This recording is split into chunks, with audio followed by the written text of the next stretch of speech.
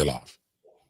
All right, listen. Have you guys ever had an investment that you thought you missed the opportunity, but then maybe you went back later on and said, you know what, I really did miss the opportunity. Let me go back and reinvest. Well, listen, that's possible. Sometimes you get more information and you make a different decision. And we're going to talk about that this morning. This is our Sunday Finance Church, as we call it. Welcome, everyone. This is Sunday, November 16th. My name is Jimmy, and I'm joined by my brothers Corey and Kamari. How are you gentlemen doing? Good morning. Before we get into the topic, though, let me ask you guys this question: have you guys ever doubled back on something that you thought you missed out on? And I'm not talking about young ladies; I'm talking about investments. That's exactly where my mind went to. I know that's what, and this is why I cleaned it up. I know you, beloved. No.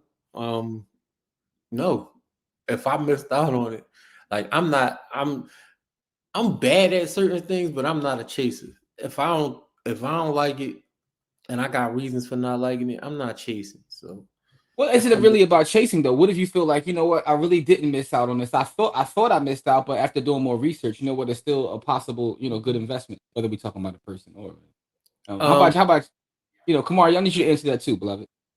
I mean, yeah. I mean, I've talked about it publicly. Bank of America.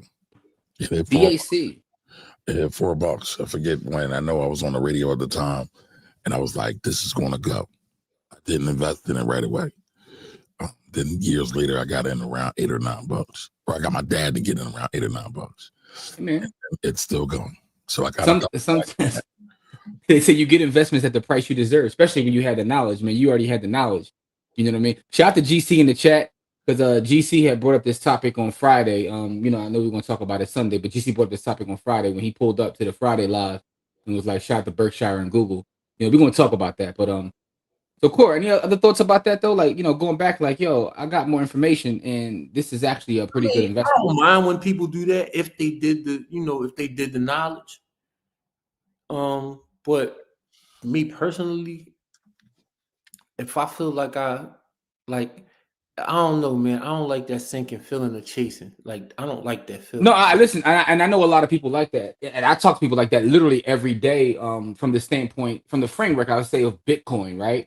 Because people say, "Man, you told me about this, and 8 years ago, and I didn't do anything, and now I feel like a fool if I do buy," right? But the question is, if you do buy now, and let's just say we crack 1 million, would you be upset at that, right? So the point being, sometimes you get more information. You missed out on 100x, but you could still get 10x. Yeah, but honestly, the funny thing about it is you don't know, because listen, people thought they missed out on Nvidia 3 years ago, right?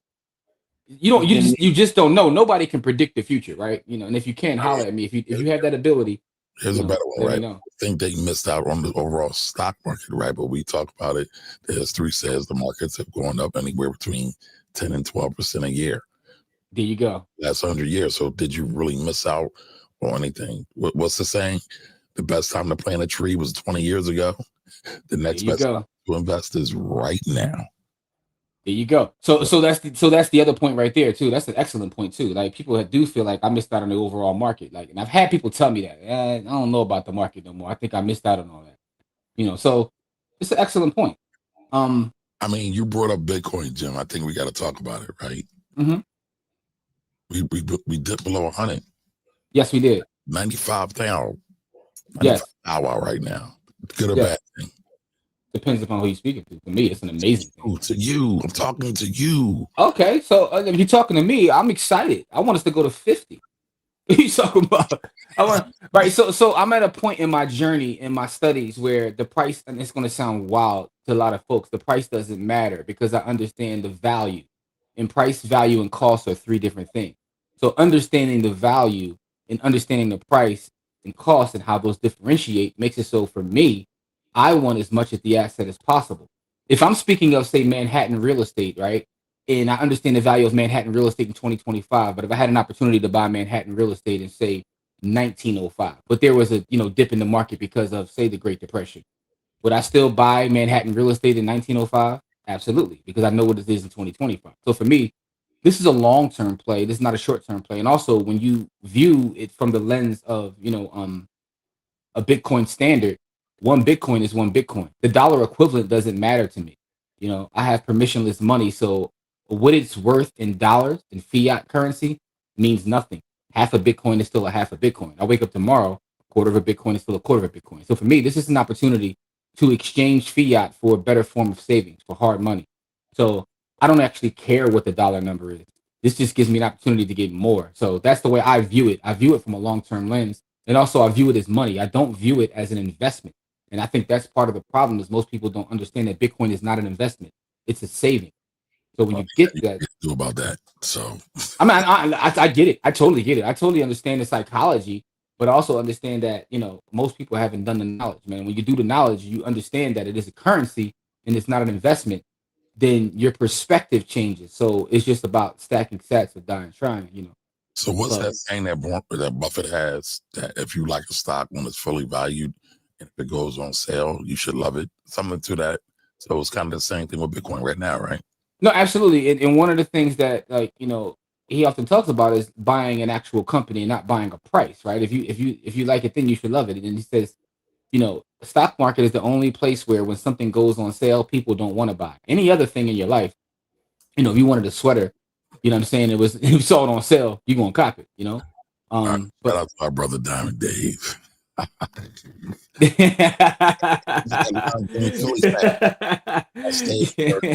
the combo. Hey, listen, man. I support the Phillies anywhere I can, man. They hook me up with the lime green. You know what I'm saying? We gonna shine, man. Go with my Burkina Faso flag, man. What's up, Dave? Though appreciate you pulling up.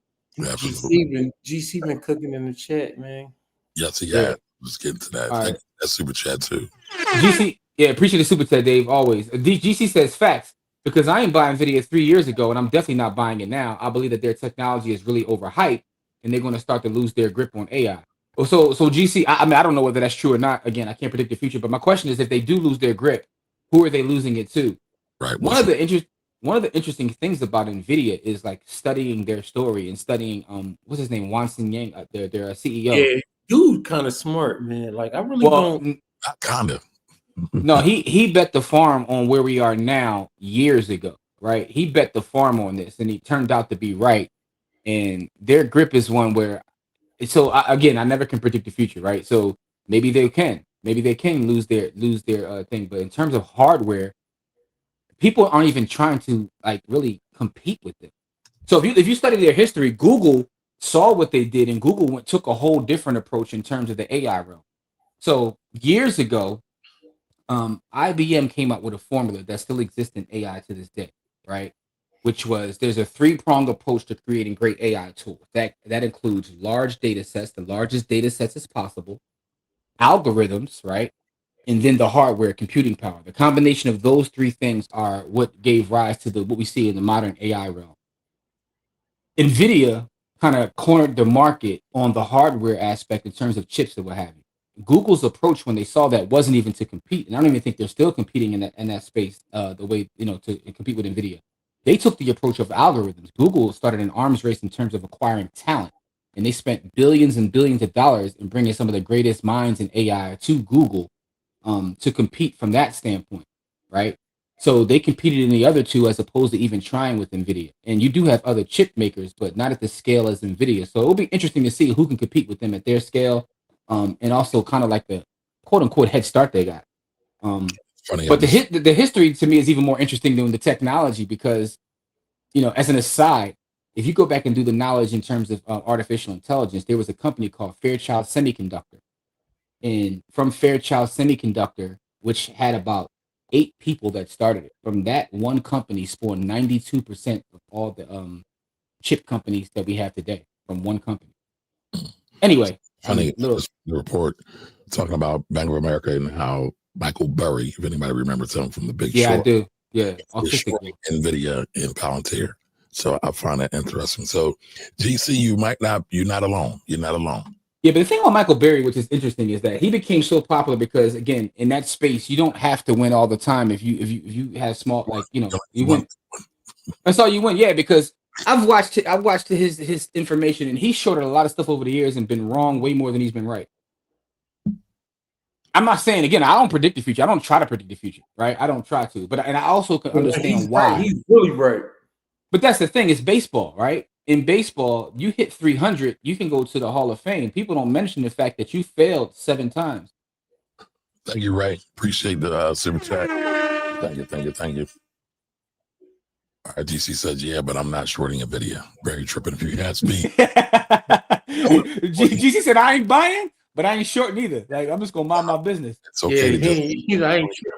I ain't tripping on that right now. I respect that, GC. I respect that. All right, and I said, what up, Josh? Ray gonna ask about Bitcoin credit cards. Oops, he's skipping comments. No, hold on. That ain't it. Was that a Cord? No. No. You skipping everything, bro. I don't know what you doing. I missed that. You ask about. I got it. I'm gonna go back. I'm gonna go back and just make sure I get all the comments because Kamari on bash sauce right now. Nah. All right. Raygun says, "What's your opinion on Bitcoin credit cards, i.e., Coinbase cards?" So, I don't like the Coinbase card specifically. And this is not investment advice. It's not credit card advice, financial advice, or legal advice. I prefer the Gemini card. Hey, by the way, I got an affiliate link for the Gemini card too. So holla at me if you need that. You biased because you got the affiliate? No, I can get either one of them, honestly, but I wouldn't give out an affiliate link to something I really don't believe in because the Coinbase card, the percentage they pay you back depends upon how much money you have on Coinbase. I don't believe in keeping money on Coinbase. I can get the same result for cheaper because there's no annual fee, right? There's also no requirement for me to keep money on the exchange for get the same results from the Gemini card, which is why I prefer the Gemini card over the Coinbase card. So that right there is my perspective on it. I do appreciate the cards. I do use it. So for instance, the Gemini card, I get 4% back on gas. So I haven't bought gas without the Gemini card in over a year at this point. Food, you get like 3 or 4% back. My credit's not like Jimmy's. I applied for the Gemini John. I got denied. My credit's not like Jimmy's. I got to get rich like him. Ain't about being rich. It's about paying your damn bills. All right. Anyway. Not even that, man. Some of us have better positions in life than others. Yeah, here you go. I know living in the suburbs, but I digress. Listen, my point is, I'm making is you sacrifice your Gemini card to live in the suburbs. I get it. No. I live in the North Philly of Montgomery County, sir. The people the North Philly of Montgomery County. What is that? No one even knows. It sounds provocative, Corey. That's what people say. I've told people where I live. That's what they said. Are you in Montgomery County though? All suburbs are not created equal. That's all I got to say. Are you in Montgomery County? I just said that, Jimmy. Stop trying. I'm just making sure. I was a yes no answer. I didn't ask you all that. I'm out here poor. I already answered that question. Didn't need to. All right. So for those who don't know, look up Montgomery County, PA. That's all. No, I'm not gonna. I ain't trying to line you up. No, I'm gonna chill. Yeah, the poorest people in the city, in the state, are in Montgomery County also. Just for the record. You're not one of them. Anyway. That's because I got friends like you. Hopefully you'll buy the steaks next time we go out. Last time we went to dinner, who paid? That's what I was about to say. Jim likes to pull out his Gemini card and flex like, see, Kamari, you ain't up on these. You can't afford these. Hold up. Until this morning, I didn't even know you got denied for the card. I just learned that right now. I'm joking. Okay. All right. Anyway, with that being said, though, to answer the question, getting back to the question is, I like that card better specifically. I'm also a fan of Fold, the debit card, because the debit card, you don't even need actual credit. You're going to spend your own money. So those are the only two cards that I actually keep on me at this point. I've been using Amex for years. I don't even use it anymore. I use it for specific benefits, but the Fold card, which is a debit card, the Gemini card, which is a credit card, and I've stacked tons of sats just using those two cards. But Fold, so Jimmy, you put me down with Fold. I got Fold, but Fold also has a credit card too, right? So their credit card hasn't been released yet. They were in negotiations with various banks to kind of figure out which one they're going to work with in terms of the credit card product. But their debit card is amazing. You get free spins every day. The gift card is really the cheat code if you know how to use that. I've been getting up on that.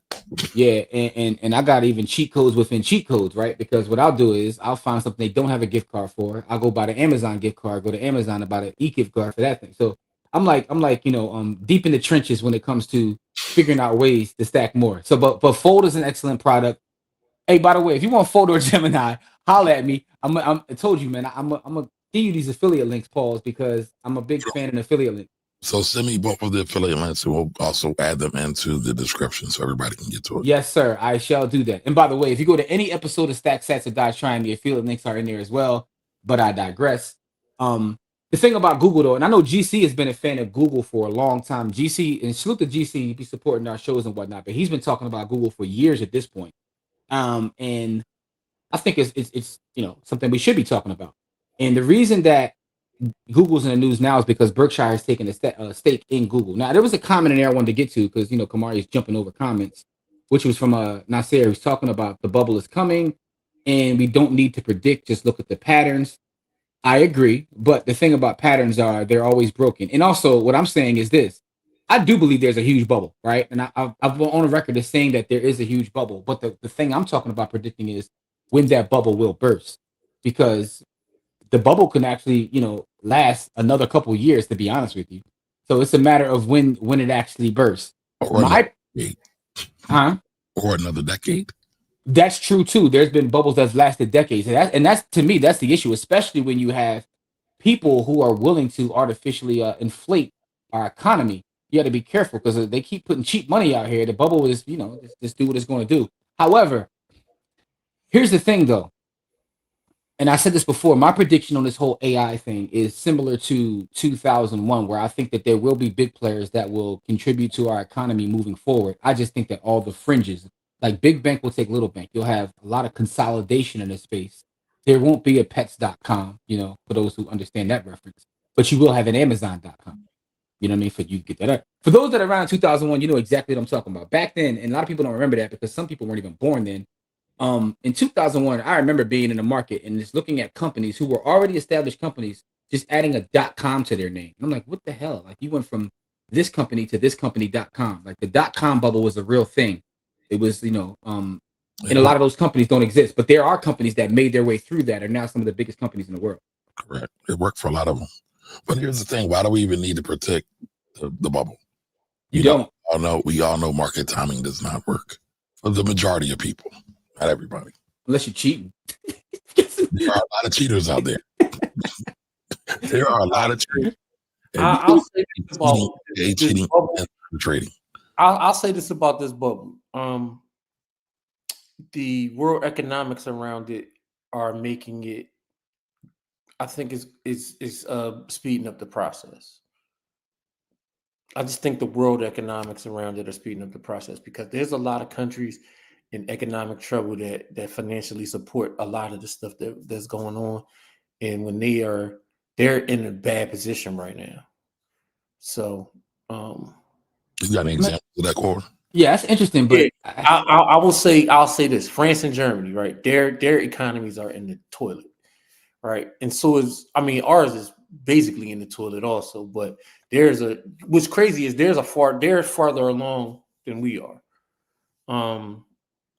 France got its own troubles because a lot of the places that they colonized are no longer accepting the fact that they're not on the CFA franc anymore, and they're not sending their raw materials to France to manufacture and then sell for 200 times what they're paying for it. So, and then Germany is having the same issues, but they're not having the same issues for the same reason. But their economy is tanking because. But that's the thing, though. Like, when you say tanking, it's hard to quantify tanking, right? Because so I'll say this: they have debt bubbles much worse than ours, but they don't have the same world position that we do. Yeah, but statistically speaking, just looking at the numbers, their GDP is still growing, right? So they also play the game of artificially propping up an economy because France's GDP, believe it or not, is on pace now to grow this year. It's not shrinking. Yeah, so they're not in the same position that they were 2 years ago, 5 years ago. So I would say from a political standpoint, right? But that's the thing about the politics are interesting because they fired the three prime ministers in the last 5 years. Yes, but I'm for looking at the numbers, right? France and Germany, even though it's not a lot, they're both on pace to have a positive GDP growth overall in this year. However, from a political standpoint, it seems to be a nightmare, right? In terms of what's going on, because what you said, a lot of the pushback in terms of the places that have been colonized. But even some of that, like and again, this is just from reading. I don't know what goes on behind the scenes. Seems to be a lot of hype as well, right? So there seems to be pushback, but I could tell you in my lifetime, there's always been, oh, they're not taking with the colonizer no more. It's like, it's weird because at this point, what's true and what's not true, and that's the crazy part, right? And I can say that about our country as well because I see what I read in the news, I see what happens on TV in terms of the news, and then I go outside, and it's two different stories, right? Absolutely. I'm outside, and it's like it's a whole different story. So then I start to wonder, like, if that's here, it's hard for me to even figure out what's going on globally because it has to be the same thing.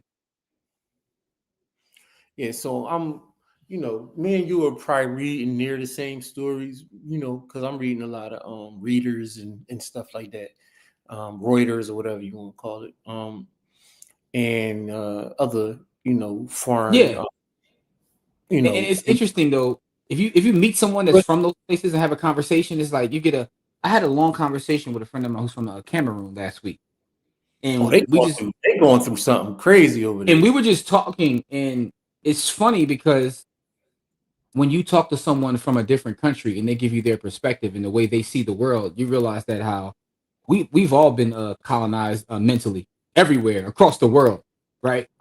Correct.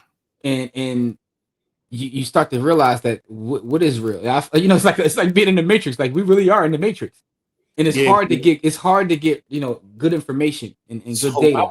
I was watching World News, and it was these two young gentlemen from Cameroon, and they were like, "Yo, we out here burning Cameroon down because the boy put himself in power, and we don't want him there." And so they out there in the streets burning it down because they don't want the dude that elected us up. They said basically, boy elected us up with 98% of the vote. They was like 98% of people can't agree on nothing. Boy, from my understanding, dude is in his 90s.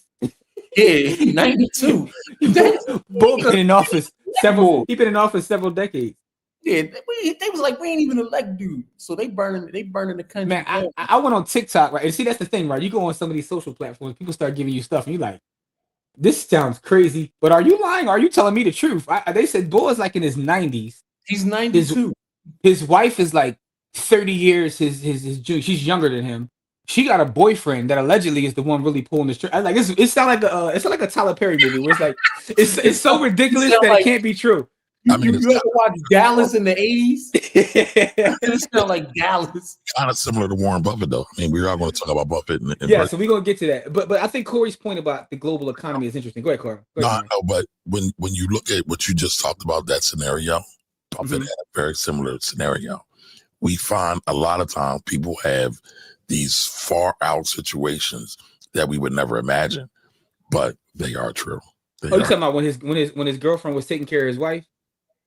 And he was taking her to Pound Town, and then that became his next joint. And how the old wife got connected with some other black dude, yada yada yada. Oh yeah, listen, man. People's personal life is their personal life, man. Because life be lifing out here, man. You know what I'm saying? So it is what it is. But nothing but a word. Life be lifing out this show. Life be lifing.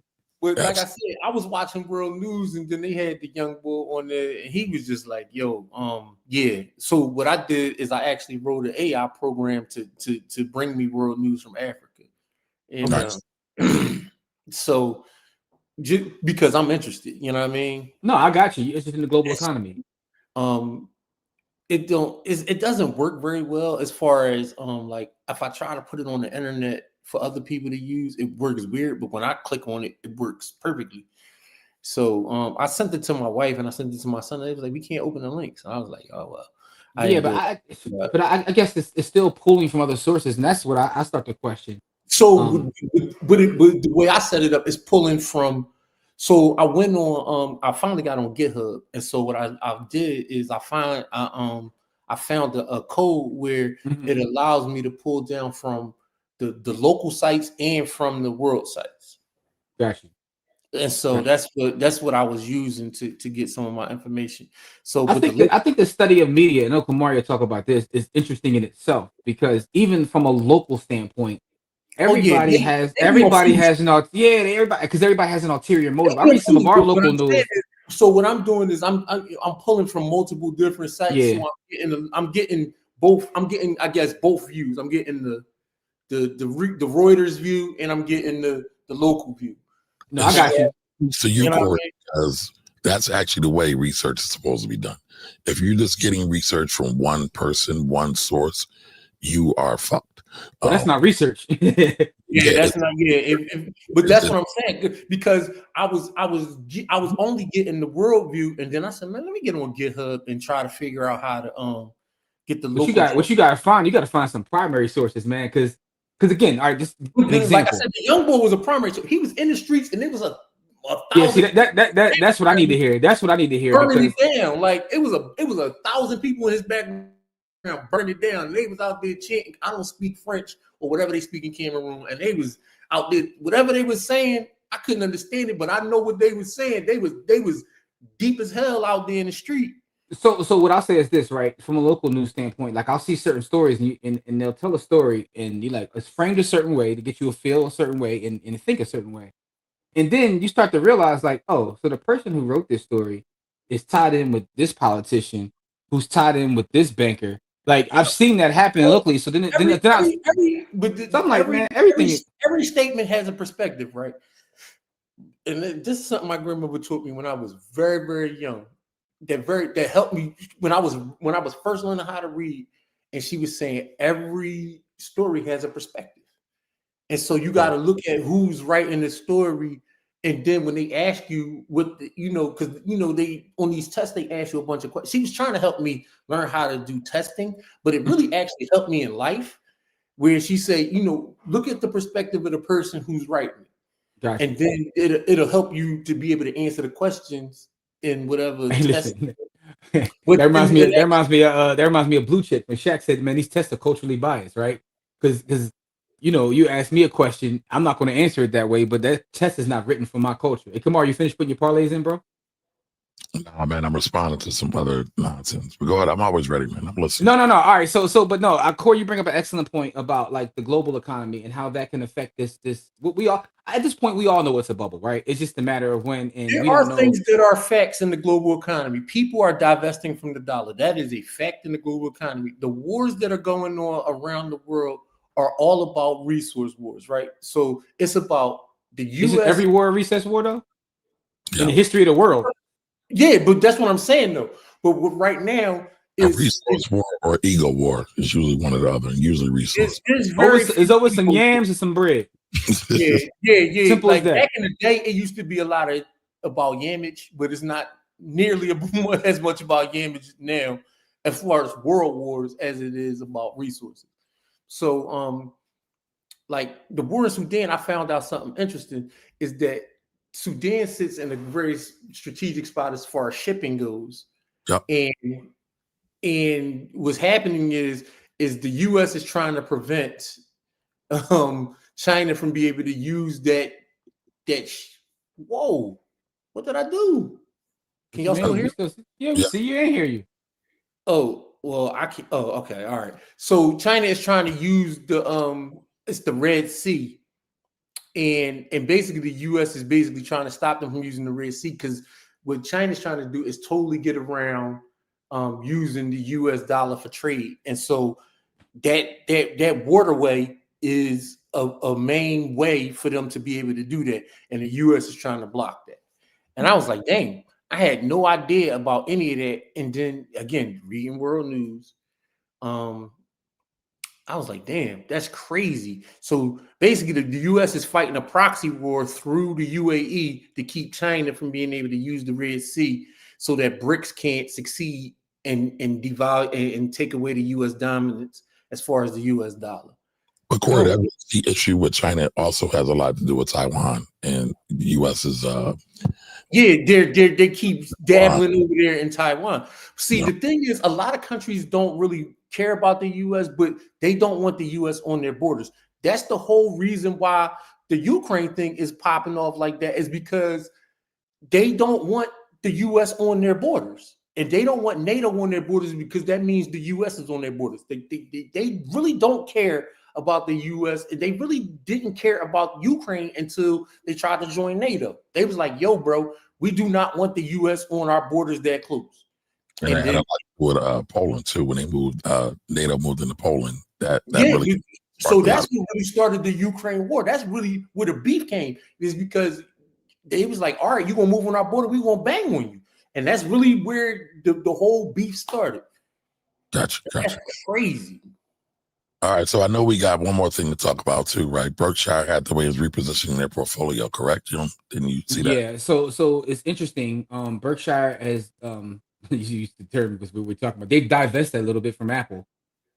And they've taken a position into Google, Alphabet, the parent company Alphabet. So what's interesting about this is, I remember it was about 8-9 years ago. Warren Buffett at his annual shareholder meeting. Matter of fact, let's pull this comment down too, because I know Kamari is tripping. He ain't really running the No, go ahead. I got it. All right. No, but about 8-9 years ago, he actually made a comment at his annual meeting where he said that he felt like he missed the ball in terms of Google and Amazon, specifically those two companies. And he said that he should, looking at their business model, looking at how much his various companies rely on Google, he should have known. And he wishes he would have invested in it. Now, this has been almost a decade ago since he said that. And recently they took a position in it. And Berkshire is also notorious for not really buying into tech companies per se, because it's not in their circle of competence. And even with their purchase of Apple, they said they didn't view Apple as a tech company. They viewed Apple as a product company. And this is kind of interesting. They sold a little bit of Apple. Apple's still by far their largest holding. Yeah, their largest holding, but they've added a billion, several $1 billion holding into Alphabet, which had Alphabet shares up, by the way. But it's just interesting because some people don't know whether that's him making that trade or someone within this organization, because remember, he's also announced his retirement and is not dealing with the day-to-day anymore. So the questions become now, is this a shift in philosophy? Is this, him just doubling back on something he felt like he missed on and he still sees a future in?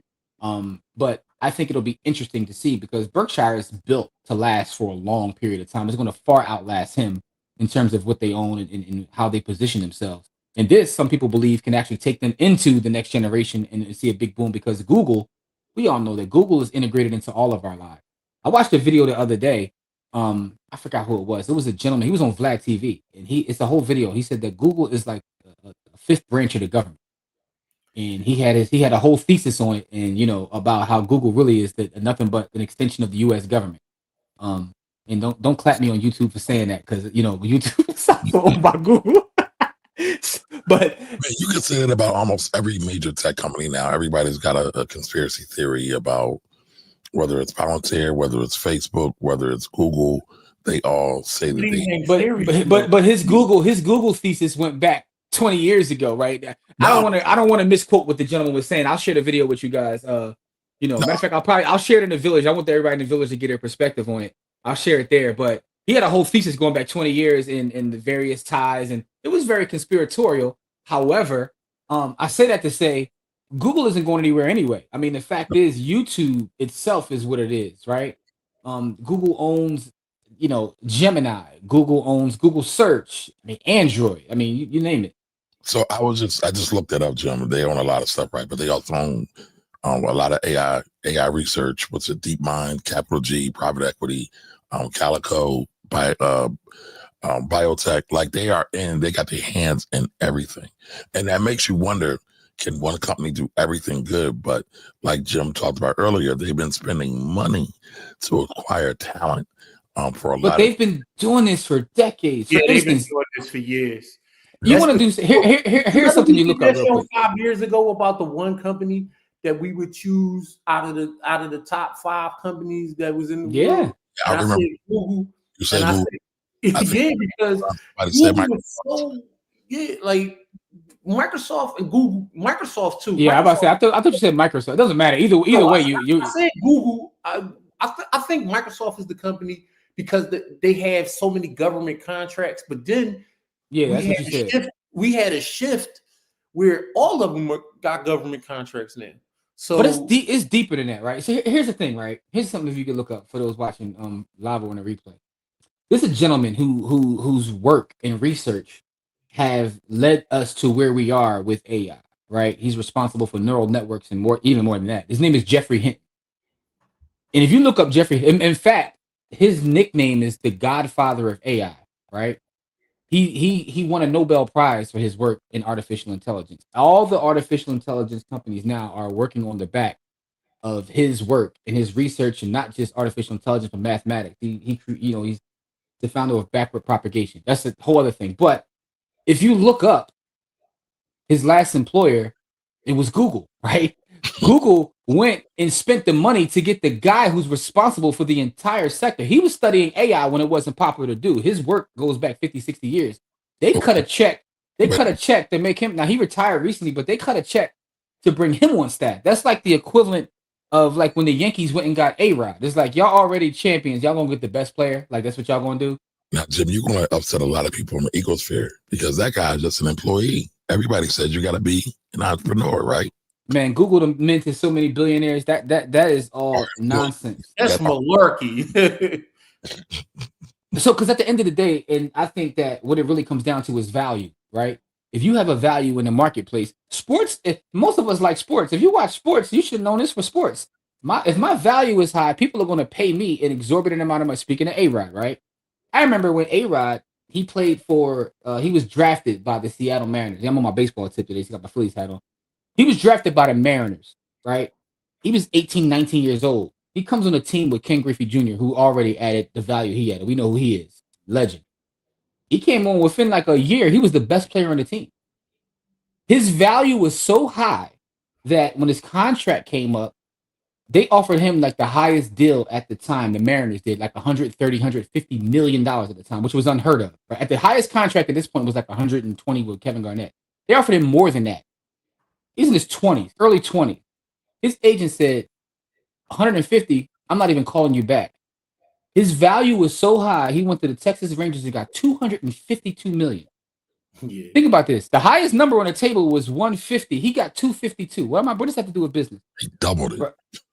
Your value is what your value is, which is why working on your skills is the most valuable thing you can invest in beyond any of these companies and all this AI talk. If you invest in your skills and you get your value up, you go into the marketplace. I worked in the pharmaceutical industry for a while. And there were people in the pharmaceutical sales who were like legends in that field that most of us never heard of, like even including me. They would say, this is Johnny such and such. And I'm like, hey, who is that? Like, but in that space, he was that guy. And he would go to Merck, J&J, and he would just run the bag up. Who's offering? He's like almost like a hired hitman. Who got the bag? And who giving me equity? This is where I'm going. And that's how they operated in that space. So it happens everywhere. Who was the gentleman recently that Meta just hired a AI engineer recently? Well, yeah, Kumar, if you can Google that story real quick and pull that on the screen, because they just hired somebody for it was a young Asian gentleman. They gave him an MBA contract. They gave him like so my point is though, it's really about your skill set. I've seen it in my space, right, where you have certain realtors who are like, legends in that space, and they say, look, I'm going to transition from Caldwell Banker, I'm going to go to KW, and they give them ownership in a whole brokerage just by bringing your talents and skills over here. So it plays itself out across the board. It just plays itself out across the board, like where you have talent, knowledge, skills, and abilities, and people are willing to pay you for that, and in fact make you an owner and give you equity. I was watching. It's a documentary on HBO Max. I was watching some of it yesterday. It's about the history of DC Comics. And again, that's another thing. Another thing is funny, right? Because they have these people in this documentary who are like legends in that space. And to me, it's like, hold that thought, Jim. Hold that thought. Go ahead. One second. So $250 million. Damn. I was off 150 M's. I found the young man's name, but I don't know how to pronounce it. But that's yo, imagine your 24-year-old kid come to the crib like, yo, I just got an offer. They paying me $250 million. He don't pick up no basketball. He don't swing no bats. You know what I mean? He ain't out here kicking no football. Shadow jumper. He ain't slinging clock routes or wicked jump shot. My man working from Starbucks on a laptop. Damn. I shorted my man $150. Yeah, so that's what's going on. But no, real quick though, Kumar, I think you'll appreciate this story. So it's a documentary. It's on Max. It's about the history of DC Comics, and they have all these people who are like quote unquote legends in this space that I've never heard of. Some of them I have because I've read their work, but other ones I'm like, I don't know this guy. But he was one of the people that he originally worked for Marvel. He left Marvel and started a whole different brand called Image Comics. Image Comics became like so big that it became number two. It passed DC and became number two after Marvel because Marvel eventually passed DC. Now he got bored with that and started a whole other company.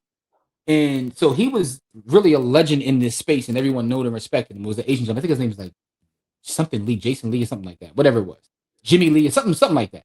Make a long story short, he said that what he realized is I like creating, I don't like business. So he went with his equity in his companies that he started that passed DC, and basically sold his companies to DC. He said, I want y'all to run the business. I'm going to do the creative, and y'all just give me equity.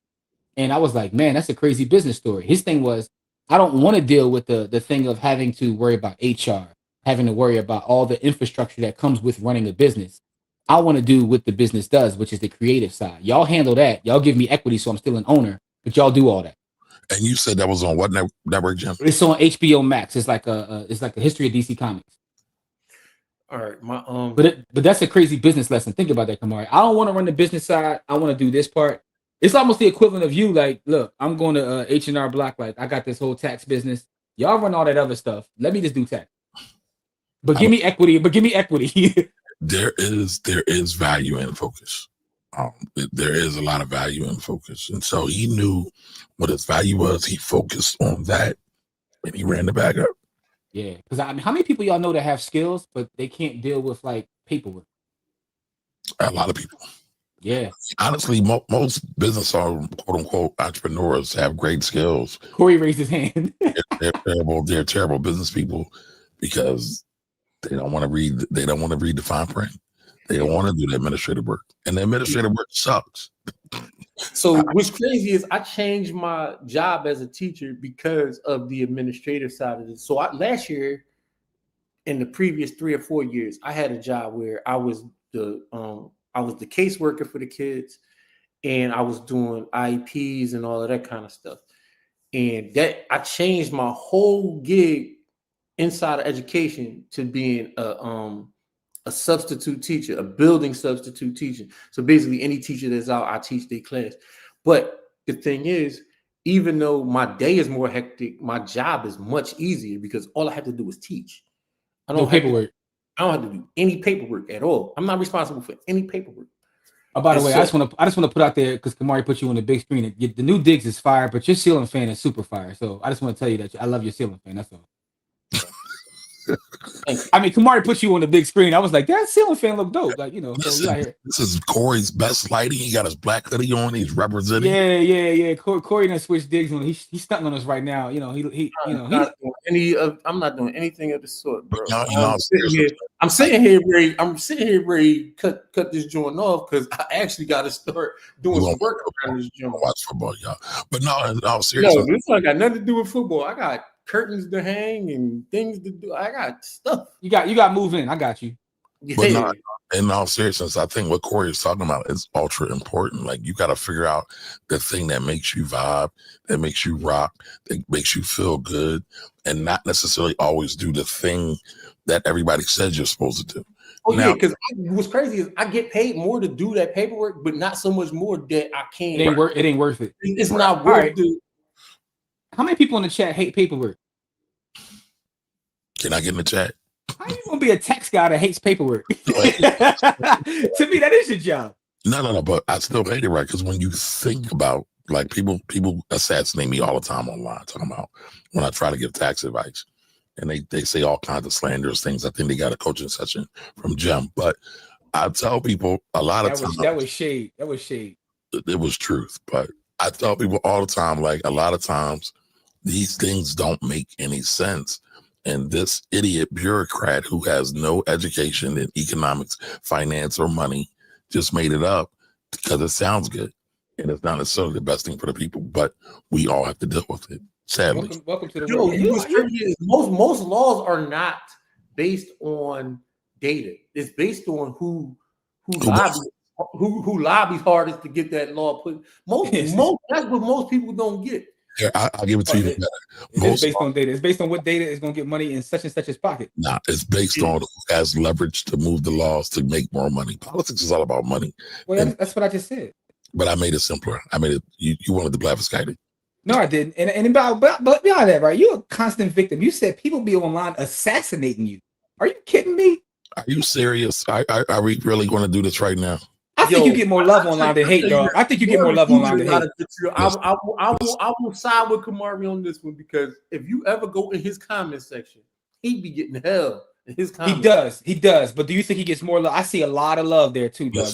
Listen, bro. He be getting hell, bro. I gotta say one thing, and it shuts it all down. The mummers. All right.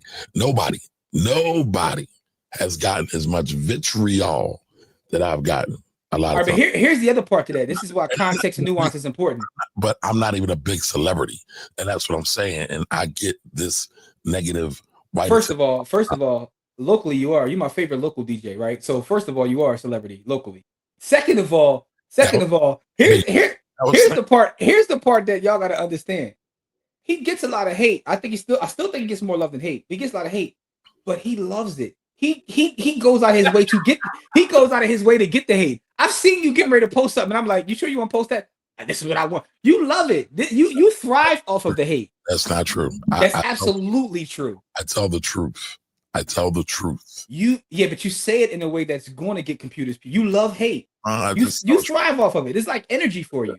Listen, our Black people's tax dollars should not go to our being shamed and our humiliation. And that's what you love the hate. It's almost like you collecting like the rings, like the hate rings. He got hate rings. You need more hate rings. You like, it's not enough hate.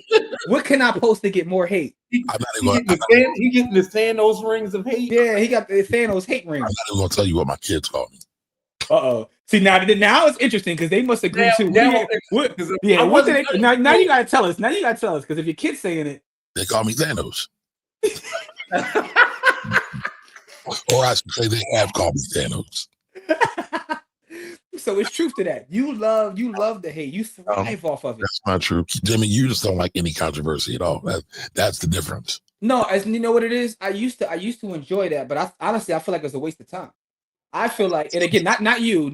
I feel like a lot of times, and again, this is my experience. I like that point. A lot of times it is a waste of time. So I don't disagree with that. So that's that. So I've come to the conclusion a lot, and it's from spending time on the internet, right? A lot of our folks spend our time trying to get people that hate us to love us, and it's like, why are you wasting your time, right? They want to plead.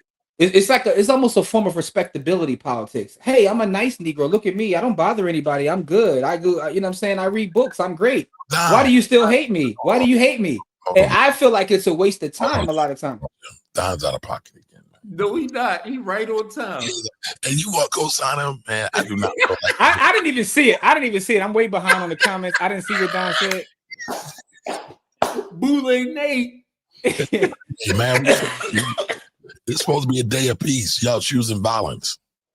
Boule Nate is crazy. I mean, Don Johnson says Boule Nate is hated worldwide for his work in the community.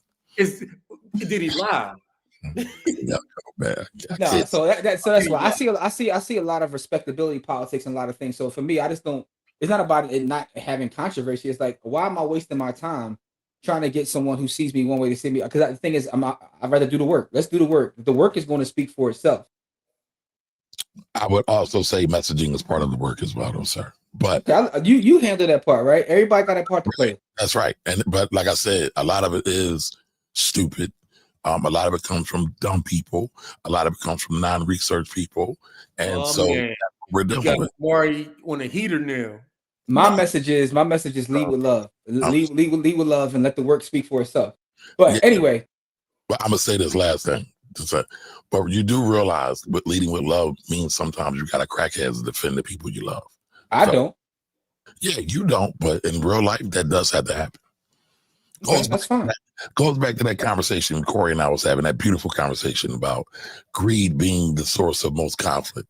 And I want to shout out Pastor, because I think Pastor came through with bars. And he said... Doesn't he always? He does. Shout out to Pastor. And he says greed, or I think I said protection, is both based off of emotion. I think he said fear. He said it's all based on fear. Okay. Fear is the overriding thing of all of it. But no, but he was still saying it was emotion. But yeah, fear was both. He said the fear. But I said this, and this was my response to passing. I said, if you put fear and greed in the same room, greed will win almost every time.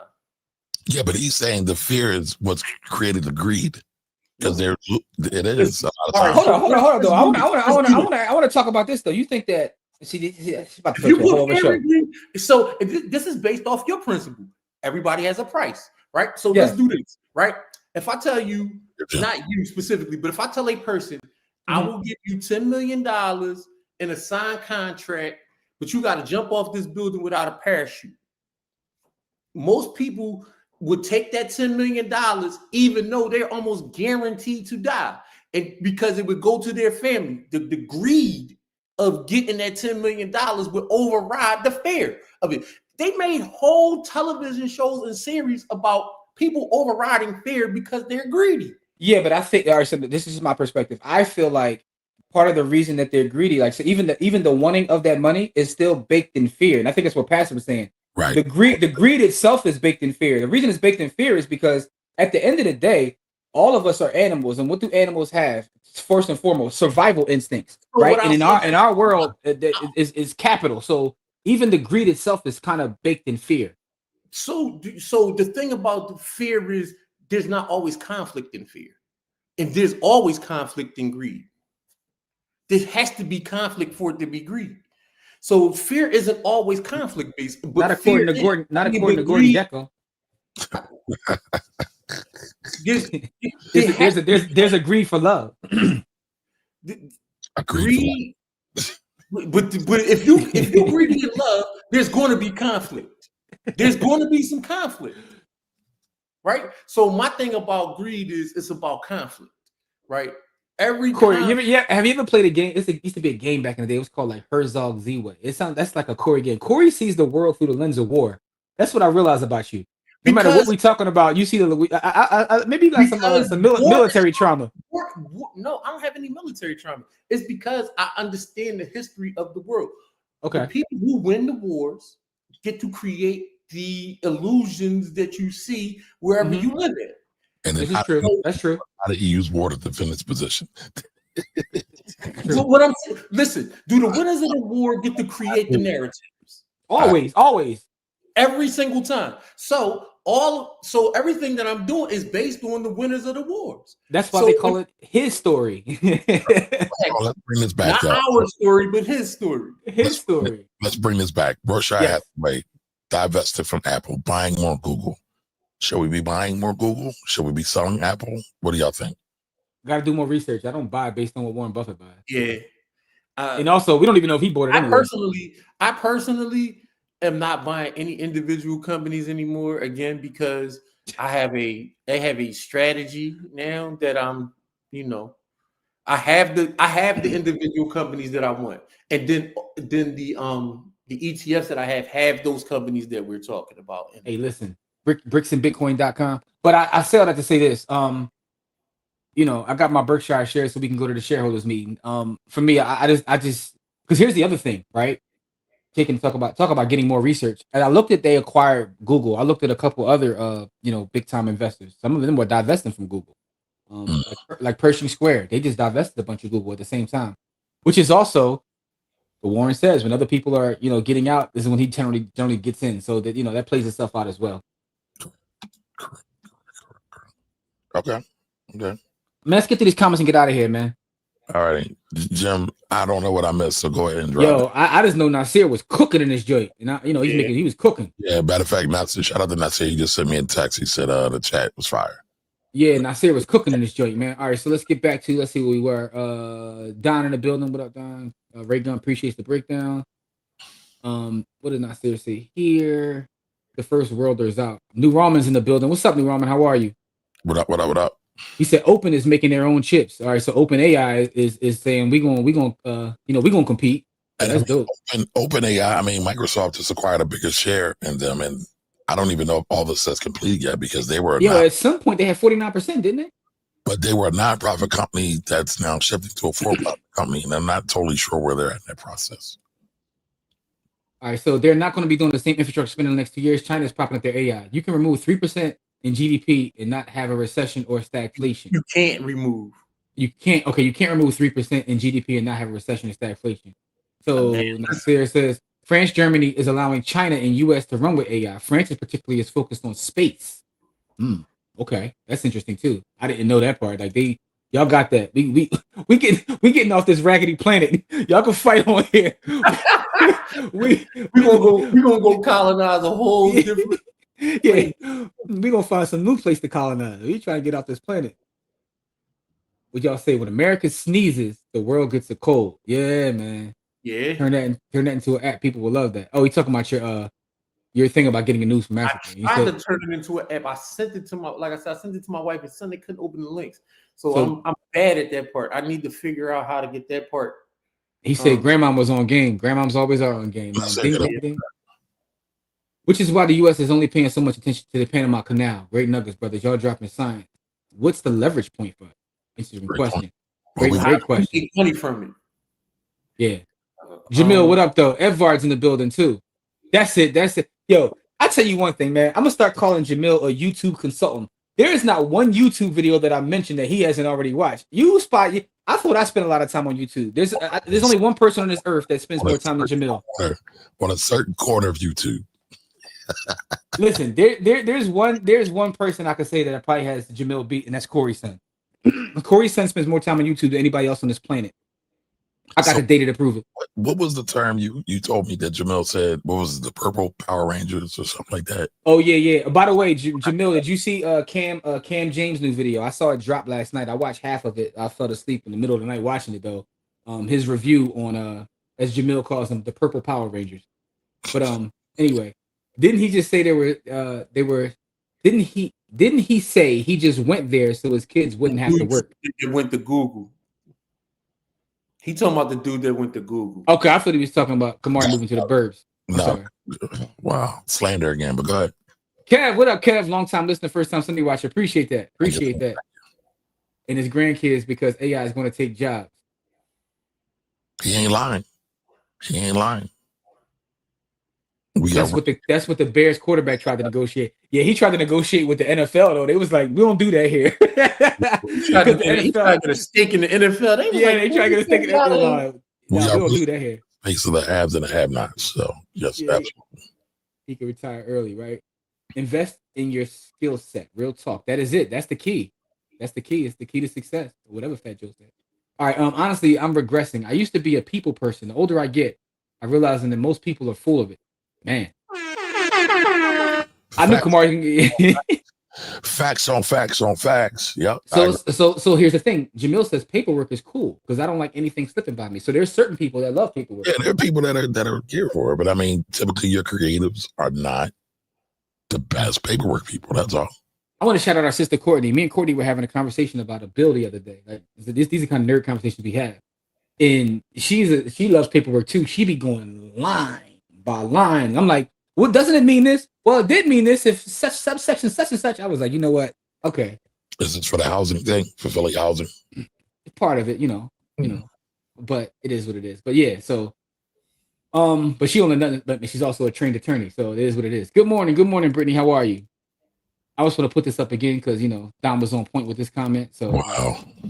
Cece says, question. Y'all previously mentioned about morality with wealth building and how all right, so question. Y'all previously mentioned about morality with wealth building and how integrity can be lacked as wealth increases. If Dr. Hinton took a job bag because of knowing his children will lack a job prospects in the future, because the technical... All right, so it's a full comment. I see what he's talking about, Dr. Hinton taking that gig with Google. Now, is it moral? He's looking out for his family versus everyone else. That's a great question. Now, the one thing that he did say, if you watch him speak, and I watched a lot of his interviews because I was interested in like this guy, the godfather of the whole space. Part of the reason he said he took the job also was because of his fear, right? Talk about fear.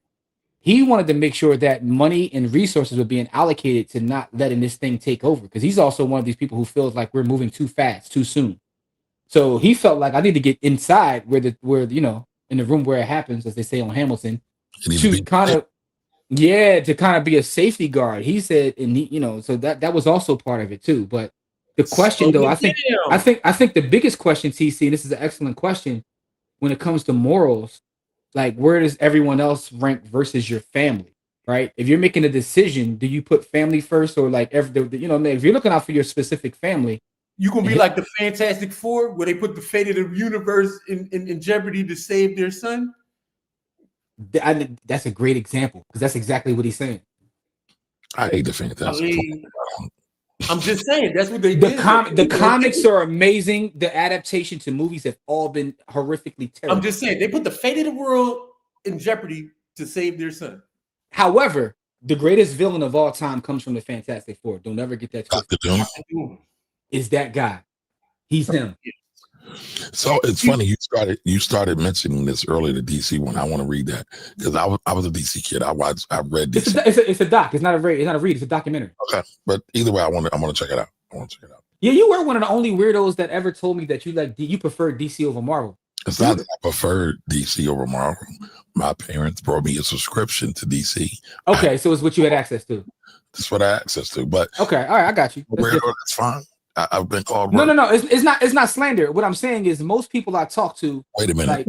You just called me a weirdo. You want to say it's not slander? It's not slander. Let me hear me out. We're not in our culture, right? I think there's value in being weird. I think I'm a weirdo. Like, listen, weirdos are cool, right? Because that means that you're willing to go against the grain.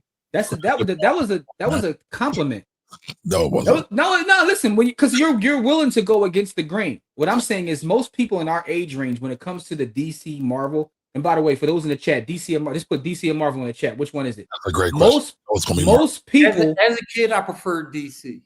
Really? As a kid, yes. As I got older, I preferred Marvel. But as a kid, up until about a teenager, I preferred DC over Marvel. So it's interesting in the documentary, and I'm going to salute them for doing this because they gave Marvel a lot of credit, although it was a DC doc. They said that DC lost to Marvel really because DC wasn't willing to tackle real world issues what Marvel was. Yep. They said Superman wanted to be like this, this great moral figure, and he never wanted to even deal with race or deal with poverty. Like he's just, right. Before I knew Batman was a weirdo. Batman was my favorite character as a kid. Mm-hmm. But even with Batman, in the doc, they call them the big three. They said that the big three, Batman, Superman, and Wonder Woman, they never really allowed them to deal with real world issues. And Marvel came along like, we're gonna deal with race. Right. We're gonna deal with sexuality. We're gonna deal with war. We're gonna deal with poverty. As a kid, none of that stuff meant anything to me. Then, and I get it. That's why. But that's what made me think about that. That made me think about your point. When I transitioned, I was like, when I started reading other real world stuff, then Marvel actually became more, enticing to me as I got older, because now that I was into real world issues and I was a teenager and I was seeing the real world issues that they were talking about, then it just became like, damn, why am I even reading it? Because they're not even dealing with it. They just fighting the same crooks in the same city. Like they was just fighting the same thing. Like Batman just pulling up on all the mentally handicapped people and beating their ass. Like I'm like, damn, like what am I thinking about? But when you're a kid, you want to see pow pow boom fights. Yeah. It was gullible. I was gullible. You know what I mean? I get it. No, I just thought it was interesting because most people that I talk to, specifically in our age range, are just like, I'm Marvel. I don't even mess with DC. So I see that comment. Cam is starting to get on my bad side. His investigative journalism is tainted with half-assed, indolent research and quasi-objective. What do you put the SAT words out? Backhanded commentary. What did he say? Huh? What is he talking about? Me or Cam Newton? He ain't talking about either one of y'all. He's talking about Cam James. Oh. Jamel be coming for me sometimes. So No, he don't. And first of all, he doesn't even call you Cam. He usually calls you Kamari, and he usually spells it wrong. So that's how I know he's not talking about you. But no, he's talking about Cam James, because Cam James did a whole thing on the specific sect of the Purple Power Rangers. But he did like a whole thing. He spent time with him though. I'll give him credit for that though. I'll give him credit for that, Jamil. He actually went and spent a couple days with them, sat down, talked to them. But then he did a review of the time he spent with them, which is the video he dropped yesterday. I thought it was a pretty dope video. Listen. Didn't he drop something a couple weeks ago about that? He showed the time that he spent with them, like the interviews that he did with them. He put a lot of that out, like a lot of the talks he did with them. Gotcha. So But let's see. Blah blah blah. I'll get back to these comments. Make sure I don't miss anything. But TC, great question, TC. And Adrian also says that I'm not jumping off no building for my family or anyone else. I'd rather have life and figure it out with my family. Hey Nicole, how are you? Morning. Good morning. So is that considered generational wealth building? He's talking about Dr. Hinton taking the gig and the equity and everything. I mean, I guess you can make the argument, right? Of course, yes. Yes. Directly. Buffett won't be at the meeting anymore. That's going to be interesting. Oh, so now he made that announcement. So we missed out on that one, Kamari. His interview was on the diary. TC, you talking about Jeffrey Hinton? I didn't see that one. If that's the one you're specifically talking about, I saw several interviews he did with other. Matter of fact, he was on 60 Minutes 2020. One of them. I'm always getting confused. And so I just looked up Dr. Hinton. It looks like he left Google in 2023. I thought he was still there. No, he just left. Yeah, I said he recently he retired in general. He retired overall. He just retired. He said he's gonna sit back and like grow food and eat vegetables now. Yeah. But he still said, I was laughing because all the stuff that he said, the thing that I thought was funny was they were like, "Are you afraid of AI?" He's like, "I'm so afraid of AI that I moved my money into 3 different bank accounts." And I was like, "This is what made you move your money in 3 different bank accounts?" I've been on that tape time for a minute. Anyway, Marvel. All right, so Marvel. Cam is starting to get on my. Oh, we don't know that one already. Right. Yeah. That the central education and real world issue. Yeah, it coincided. Shot the girls high. So essentially, I grew up on DC, Justice League cartoon, Wonder Woman, Superman. But Marvel's characters and storylines were more interesting to me as I go. Same thing Corey said. So as you age, Marvel starts to resonate more. He said he retired so he could freely speak out. Okay. Hey, listen. I guess when you sitting on I wonder how much equity he still owns in Google. Because one thing about his speaking out, and they even talked about this on I think it was 60 Minutes. They said he's heavy-handed with everybody, but it's still a little with Google. He's not as heavy-handed. He said he's criticized them, but not the same way that he criticizes everybody else. You probably can't. It's probably in an NDA. That's probably true too. We got more Marvel in the chat, by the way. Oh, I already knew that. I said that. It's gonna be Marvel. Yeah. I'm just saying. So I always find it interesting when people actually claim, like, no, I'm a DC guy.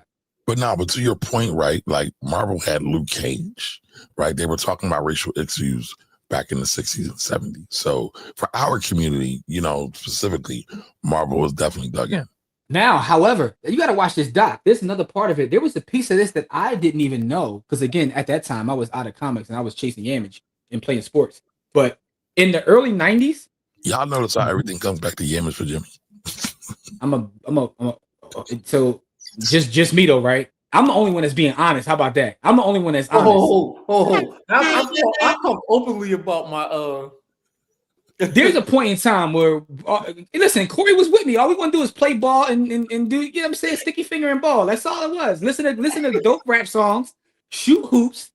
We were kids. Like, you know what I'm saying? Like, it was like One Tree Hill, but in the hood. All right, listen though. I'll say this. We went to Central, right? There's an all-girls high school, like 50, less than a block away from me. There's a college attached to our school with another 20,000 people, and then there's a major hub at Broad Island. Chasing yams was like the thing. I'm just saying, outside of hoops, it was the second sport. No, but what I'm saying, we're being honest though. There was 25,000 girls a day. But here, let me not forget the main. Let me not forget the main point though. The point was there was a run in the early 90s, right? At that time I was listening to Ready to Die, Illmatic, and all that, where DC actually funded Black creators to create Black storylines under the DC banner. It was called Milestone Comics. Yeah, Static was one of their main. Yes, Static was one of their main people. But DC actually invested in that because they got criticized for not tackling real world. So they said, "Look, we ain't even going to do it. We found a couple brothers that do it, and we're just going to fund them." And actually, Milestone just recently returned. And you know who bought it, bring it back? I don't. Reggie Hudlin. Shout out to Reggie Hudlin. Again, I ain't heard that name in a minute. Right, but shout out House Party, Black, because it's all Black Panther reboot, right? Yeah. Marvel. His Black Panther run was nuts. It was crazy. It's my favorite Black Panther run under Marvel was with Reggie Hudlin. And I mean, because that's what really got it really popping, like the way it is, even what the movies are based off. It's not based off the old stuff. no, it's based off Reggie Hellen's run because Reggie Hellen made it like he put Fun. black pop culture into it. He had him and Storm get married and everything. Yeah. Him and Storm got married. They was listening to hip hop. It was really relatable. So, but he got one of the original founders and him partnered together to bring back Milestone. So they brought it back and they're re-releasing Static and all those different things. So that's dope. Yeah. Yes. No comment. You know, I'll plead the fifth. 5. A 5. That's what I'm gonna say. I'm sorry. A 5, man. I'll plead the fifth. That's not what this show is about. I was just making a comment. Kamari, like it's Kamari's fault. I can't tell. I was just saying there was a time where I was off the wave of reading, so I missed the whole Milestone run. Me learning about that yesterday, I started doing research, and I'm like, I missed this whole thing. I never read a Static. I never like, you know, I missed this. And then I looked at the time that it came out. I was like, oh, older. We were in our 20s. I was like, my beat was out. I'm not looking at this. Like, you know what I'm saying? Like, you know. And I only brought the Static because I just saw it in my 7-Eleven. It was like, wow, we got a black person on the cover. That's the only reason why I brought it. Yeah, man. So I actually have the joint right here too. I got the whole run, the whole Reggie Hutton run. I got it all in one. You know what I mean? The whole run I got in one joint. You know what I'm saying? So, you know, because I does this. You know what I mean? What's up, Jarrell? Yes, check the replay, man. Check the replay. Since we on this conversation, here's another one that's super dope too. It's a joint called Concrete Park. And this is all black comic, right? Mm-hmm. And the person that wrote this. Or that one. Huh? Here, see, you gotta take it there, man. Sorry, listen, I'm not. You're taking it there. This is all black. This is black. This is a dystopian future. Beautiful artwork. Kamari gotta go. Listen, the point I'm bringing up is, you know who created this one? I never heard of it before. Erica Alexander. Really? Yeah, Erica Alexander. So if y'all don't know Alexander, that's Max from Living Single. Yes. Oh, super dope. Super dope. Yes. Oh, so man. Anyway. Now y'all got me in my graphic novel bag. So that means like I got a whole. I'm gonna stop now. I'm gonna stop because I don't want to turn this into that. So listen, this is an episode we're going to do Behind the Village. I'm going to grab my graphic novels and my old school because I got a box of comics, and we all going to bring them to the joint. I cannot do that. I have like 700 boxes worth of comics, and all right, so bring them to the crib, get them shipped out. Now what I digitized most of mine. I still got some like that. I just got a new one this week. I got one bag of comics that I got left. I got like 40 of them in a bag that How did you digitize them, Jim? Did you literally pull them apart and then scan them individually? Not so. I don't want to say online how I did it because. Okay, never mind. We gotta protect. So most of the joints I got now are me supporting black creatives that are like, you know, like Afro Boy is a joint. Like I'll be supporting black creatives. So I go to these joints and when they have black comic writers, I always like buy their joints just to like, you know. But I still got a bunch of old comics. If y'all want to, you know, look at. I got a bunch of stuff that people generally don't read. So like this one right here, right? They got a dope series. This one's called Aolite. This is a black creative too. They got a whole brand. It's called Concrete Comics, and concrete is spelled with a K, right? Concrete Comics. I got those. Yeah, so I support all their joints too because again, it's a black creative. So that's kind of my wave now. When it comes to the comics space. Right here. All right, so we have really nerding out this morning, man. This is really start talking about Google. I got a gang of stuff. I got the Weapon X series of Wolverine. I got a gang of stuff. Nice. Corey's like, I ain't got all 700, but I still keep that thing on me. Pause. Like, I still keep that. All right, so we. You know, listen, man. That's what got me into loving reading. Like, so I never get rid of my comics because it got me into the love of reading, man. Like, I was the newspaper and comics really got me into reading, and then I started to read the deeper stuff. I tell you what the comics did for me. Comics made me interested in science in a way that school never has. Yep. Science specifically, science and math. That was like how powers work. Like that's really what got me in the sense. Like, how do their powers actually work? And then I was looking, you know, then you go to physics class and you say, oh, that's why they powers did that. They were able to, like, I was like, why is Magneto so powerful? You know what I mean? Like, I really couldn't figure it out. And then you look at it, there's magnetism involved in almost everything. Everything. And if you control the electromagnetic spectrum, that's why he was so powerful. But as a kid, I was like, damn, this dude that put together magnets, why is he beating their ass like this? And I could not figure it out as a kid. So I think this is the only show on YouTube, folks, where you got 3 black dudes who can talk intelligently about investments, world economics, and comic books, and sticky fingers, all on the same show, y'all. Whoa. I have not talked. Yeah, I was a fan of Onyx. That's what he's talking about. Onyx. I was a fan of Onyx. Slam and all that. It's time to get live. Yes, and TC, that is Eric Alexander from Living Single. Who she's just super she's dope. It's all around the board. Yes, and I love their new podcast too. The Making of Living Single, super dope. Living Single is ahead of its time. It got ripped off by friends, but I digress. Happens all the time. Man, all listen, right, we got AI boom. We got Berkshire Hathaway divesting from Apple, going into Google. Anything else going on? I know Corey just talked about world economics. Yeah. So no, the only thing I want to end on is this, because I was talking to Kamari about it this morning before we came on here. I said at this point, we just going to give a AI boom or bust warning every Sunday. So we just going to mark that as a constant topic because it's always in the news. It just keeps popping up. It's always in the news. So we just going to bring out what is the new basically at this point, what's the next sign or what's the sign that we're still on the boom? That's what we're going to do. But the boom is going to be part of this conversation every Sunday. I know. Just Google how many times it comes up in Google. Yeah, man. So it's just a constant topic in terms of news. And Jamil, I did see that, and I just pulled the video up. That's what I was sitting here doing to make sure I didn't miss it. That looks interesting, but so I'm gonna definitely watch that. And shout out to Jamil too, because Jamil gave us a couple videos that we said we're going to do a review for the village. So we're going to work on that. Jamil, anytime you find interesting videos like that, let us know because they're all fire. Yeah, they do super fire. So shout out to Jamil. Listen, man, he's our YouTube consultant, man. Jamil's the official village YouTube consultant. Jamil said, I don't need cable because I'm on YouTube all day long, all day, every day. Anyway, y'all, man, listen, we appreciate y'all. We'll see y'all. Remember, Friday, we do our Bitcoin giveaway. If you're not in the village, join the village by going to blackwealthrebels.com. Still a lot of community work to be done. December 6th is the next Saturday school.